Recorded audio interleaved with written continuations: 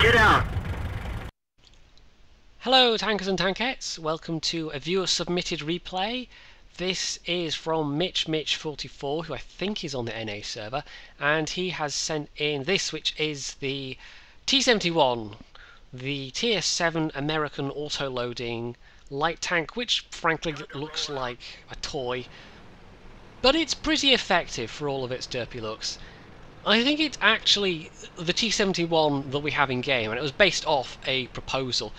I think it's actually mashed. It's one of these ones that Wargaming have kind of mashed two slightly different things together, and what we have in the game is not quite either of them. But given that it was a pair of paper concepts, essentially, this thing never saw the light of day. I think we can forgive them when they do that, when they kind of conflate two similar designs.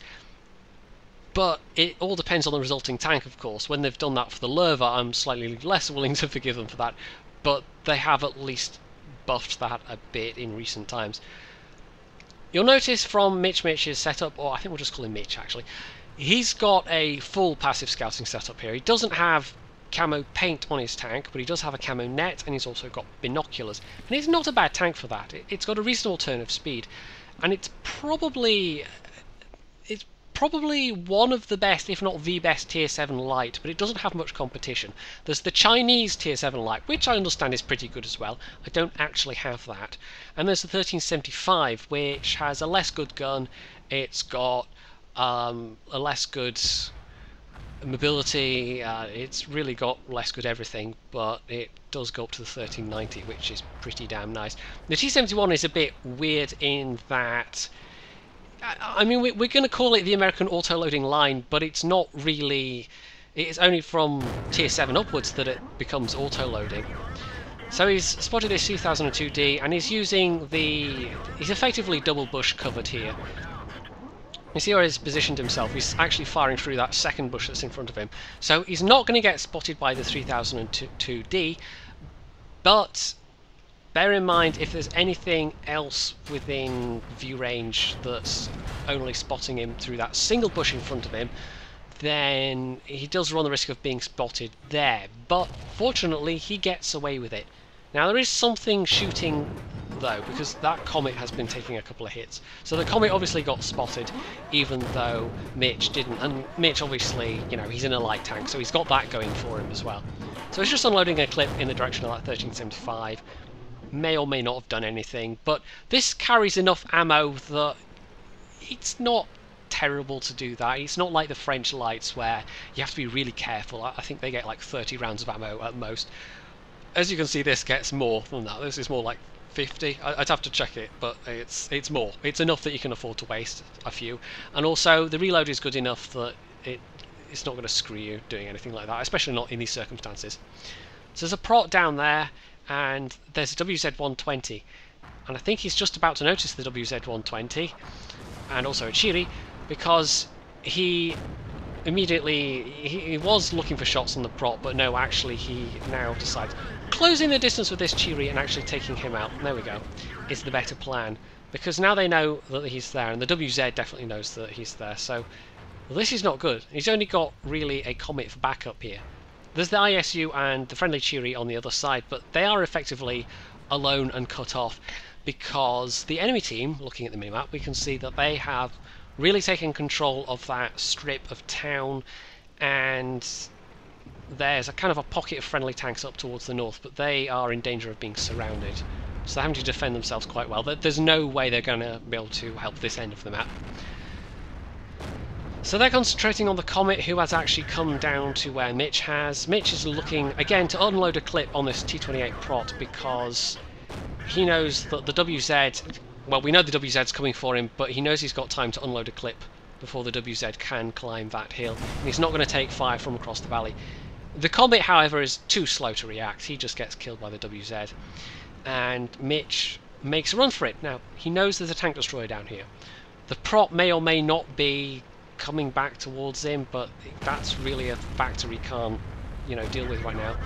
He turns to go one way and then actually turns to go the other, and that Souffle doesn't really stand a chance. He's out in the open, he's got T71 circling him, who can definitely kill him with one clip. And then it's just a matter of dealing with a tier 9 medium tank who's full health. So he's going to choose to go to his one clip of premium ammo, and that's heat. Now this is good and bad, because if he gets the side of the WZ, it might just go in the tracks. And you can see what he's doing here with the corpse. He's using his mobility, and there you see that didn't work. And that didn't work. Oh, he's got to aim these carefully. Oh, that one goes in. He's using his mobility to troll this guy in the way that you normally see medium tanks trolling, say a heavy or a tank destroyer. And he's just rocking back and forth. But he takes a hit, unfortunately. He uses his repair kit, because it's fairly critical that he keeps going around this guy. He can use this wreck all day long, but if he wants to actually do damage against the WZ, he's got to take some risks here, because no one's coming to back him up. Oh, and the WZ shoots him again. He's going to go for it this time. That's quite a lucky pen. And he knows the guy's reload, and he fires and misses. Right, Mitch has got time to empty the rest of this clip at least, hopefully. Oh, and he's on fire, he's on fire! As occasionally happens to Japanese tanks, Chinese tanks rather, and he actually polishes the guy off from full health. That is a really, really good job there. Normally in that kind of situation, you're in a tier 7 light, and you've got a tier 9 medium charging you, it's very easy to lose your head and just panic, and Mitch didn't. And you actually see he's getting praised by the enemy team there, and also, I mean, the WZ is just being very sportsmanlike and conceding. That's fairly embarrassing, says the AC-48. I mean, that was... I don't think the WZ... he didn't do anything wrong other than... he let Mitch dictate the terms of that engagement, and if he stayed alive a bit longer, if he'd bounced one or two more shells, he probably could have reloaded and hit Mitch, because he nearly did kill Mitch. But Mitch was able to sufficiently dictate the terms of that engagement enough that he walked away the victor against a tank that had nearly double his hit points. So that's pretty good going. If I was the WZ, I'm not quite sure, maybe stayed further up the slope and just like sniped, or I don't know. It's not like you can really bounce anything off a WZ, the T71, unless you're incredibly lucky. Anyway, there's the enemy prot, who, if he'd turned around and come back towards Mitch, that could have made a big difference. But instead he trundled on towards the cap, which was not a good move on his part. So Mitch actually walked away, unsurprisingly, with the best score in the team. That was his ace tanker. He didn't get any medals out of that, unfortunately. But yeah, I mean, 3,800 damage with 3 kills.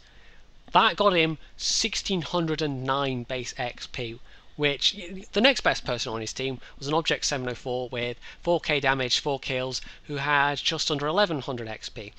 And if you look at the damage counts, you'll see that Mitch actually did third best damage out of anybody on any team, and only just that because the AC-48 on the enemy team did, what, 30, 40 more damage than he did. So that was a pretty good performance, and that just goes to show that if you've got your head screwed on, you can do quite a lot with a T71, and it can be quite a fun little tank in the right kinds of circumstances.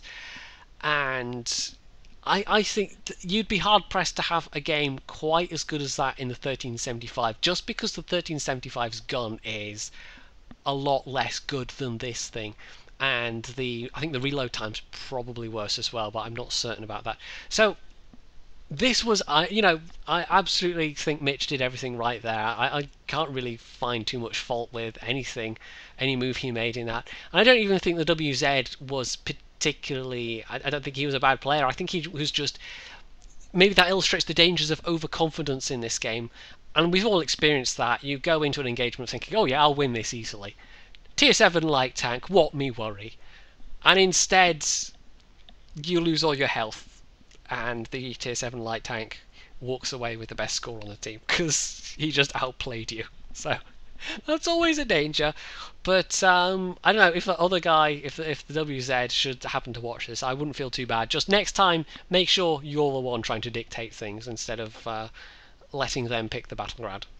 So, if you enjoyed this replay, you can hit the like button, you can leave any comments below, you can subscribe to my channel, and as always, stay tuned for more.